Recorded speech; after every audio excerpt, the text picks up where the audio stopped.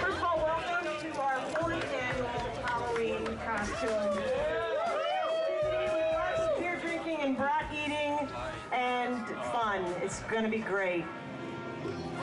I'm very happy with the way God of War 2 came out. Provided we hit our mark, I was pretty confident that our sales would be better than God of War 1, but I was rather skeptical that our reviews would be. God of War 2, I think at the end of the day, probably equaled, if not slightly exceeded the first, which I was not expecting, and it was quite satisfying. I can't believe I'm fucking doing this. I deserve this one then.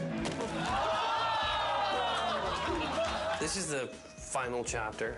So I think big goals for me are to finish this off in such a grand, epic fashion, something that is truly befitting of what we've done, what we've set up in 1 and 2. All right, this is for a revenge story.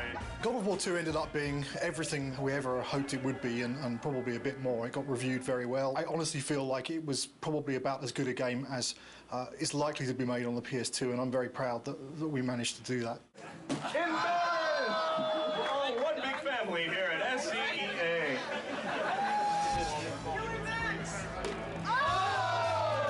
Once you start something, you got to finish it. So that's the way I look at things. God of War 3 is going to be the conclusion to the story. My hope is to make the best effects I can on the last one.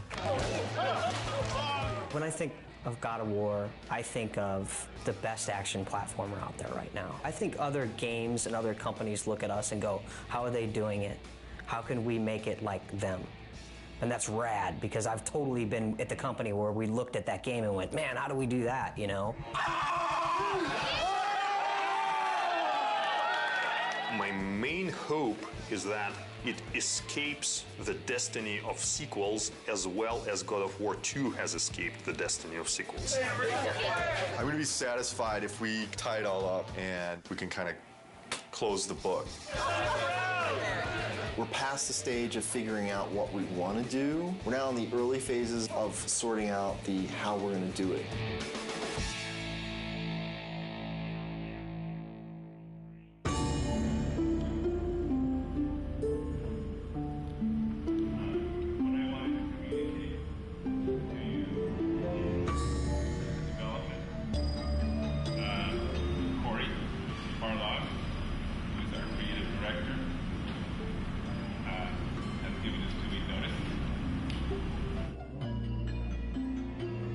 Next Friday will be my last day at Sony Santa Monica. The bomb was dropped. It was somber and everyone was quiet and no one said anything, and perhaps there was a tiny bit of shock. It's killed me because I really didn't want to say something, but it's just nothing you can say is going to come across as anything but you're an asshole. When I heard that Corey was going to leave was kind of annoyance more than anything. It's, you know, it takes a long time to make a successful team as much as a successful product. It's always a pain when a key person in that team decides to move on. First emotion we felt was just shock. Didn't see it coming, didn't expect it. It's like dropping a bomb. Well, it was disbelief, obviously. I thought he would be the last one to leave. Incredibly bummed out, like very, very disappointed. You know, you never really prepared for something like that, you know. They don't warn you very well either. They just kind of spring it on you. It was kind of a bit of a shock. I never expected that Corey would leave the project, so. But once the initial shock died down, I couldn't help but being a little bit happy for him, so because he was getting to try new things. It kind of puts us in a little bit of turmoil for now, but I think we'll work it out. I'm glad he has the balls to stick to whatever it is that he wants, but I'm also a little pissed that he's leaving us in the lurch, just kind of like holding the bag. I mean, I know I want to be here. If he needs to be someplace else, that's what he's got to do. And I think it's better that it happened at this stage in the project than a year from now, obviously. It obviously is a very difficult choice and a difficult time and not a very happy choice to be making. But, you know, on the horizon, the doors are opening. Of course, it's hard to imagine someone stepping into Corey's shoes. He's amazing. Many people wondered whether we could do God of War 2 without David Jaffe, who did God of War 1, and I think we succeeded at that. I think we can succeed at creating a third version without Corey Barlog. I think it's kind of neat, actually. A different director for each chapter.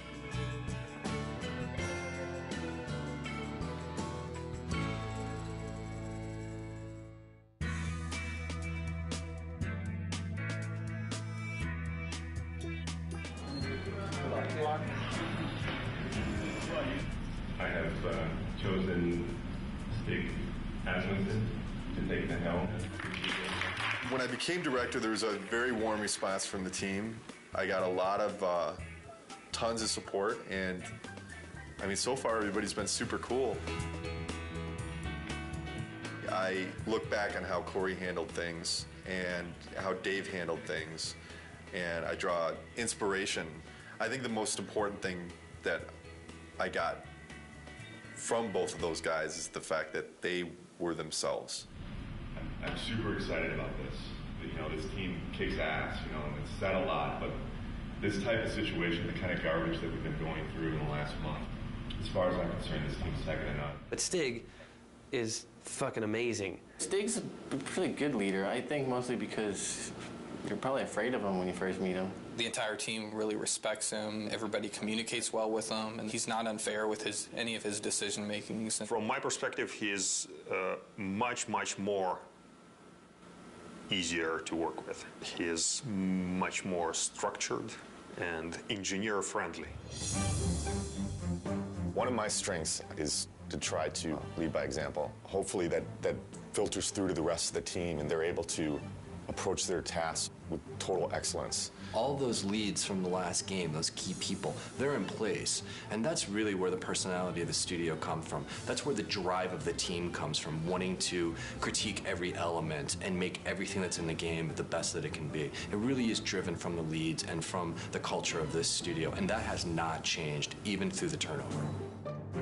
So working on the PS3 is very, very challenging. It's a lot of new technology and a lot of new techniques are required to make a game on the PS3, which means that we have to learn some completely new techniques for writing our game code. It's also a completely new graphics processor, so we have to learn about those graphics techniques and work out how we expose them to the artist in order to make the best possible art and give the game the look that the art team is interested in. We have a similar set of problems working with the designers. People's expectations for games on the PS3 are much higher. They want to see, you know, more enemies and more complicated effects and, you know, more ragdoll physics on the characters and, you know, realistic looking reactions when you hit people. So yeah, there's a tremendous amount of challenge working on the PS3. God of War 2, the team was able to throw so many things into the game and get things up and running and finding out, is that fun or not?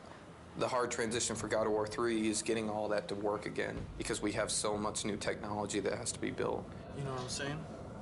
Everybody has to relearn their own personal expectations and their limitations and how they're projecting their schedules and their tasks and things like that. Everybody is counted on everybody else to kind of make accurate predictions on what they can do. It's tough right now because everything's new. It's just so much more involved. That's very worrisome. When are we going to get to the point where we can say something's going to take 4 weeks to do and it's really going to take 4 weeks to do? It's understandable that nobody understands that right now. PlayStation 3, we're able to push a lot more polygons, a lot more texture resolution and detail, so things are hyper realistic. I mean, they're so realistic now that we can actually see pores on skin and hair and eyebrows and nose hairs. You can see everything. We have a lot of work ahead of us. Every character now is like taking 6 weeks, 8 weeks. At least 6 weeks. Yeah, to make one. It's not like before, it's like 5 days we can make one. For me, it's not knowing kind of where the limits are. You can make stuff look so super realistic now, and that takes a lot of time. Whereas before, we really had defined limits. Yeah, it's exponentially more complex. And the other big thing is this is going to be our first PlayStation 3 game, and we're expected to be able to beat games that some studios have released 2, 3, even 4. Gamers are expecting us to have better technology, better art, better visuals, better gameplay. Across the board, they expect it to be better. And that's pretty intimidating in itself. We're going crazy with the detail. When it's done, I think it's going to look incredible. You're going to see Kratos do a lot more subtle movement, more facial animation, things that the human eye just, usually takes for granted, but now we can include all those things. The things that we can actually accomplish are starting to now really become things that are only limited by our imagination. With the new hardware and the new system, the player experience in creating like a much more kind of cohesive world. And the Titan before used to be in a cinematic and now you're actually like running on the damn thing. So it's like, whoa, we're getting there. Titans, we've never done anything like that. They're pretty crazy. It's insane. The fact that you're going to be able to run around this like moving character, and it's basically a moving level. It's pretty insane. From a programming perspective, our animation systems and everything to deal with a roughly 2 meter high character, Exactly. where if his little finger twitches slightly, there's not too much of a big deal. We're over here at Leo's desk, and we just, you want to say hi, Leo? Hi, everybody. Tell us about the pink ball. Is that something that you decided to put in, that pink spiky ball, or was just... Well, yeah, I just decided to create pink yo-yo. One cool thing about this character also is that he's actually kind of like a throwback character.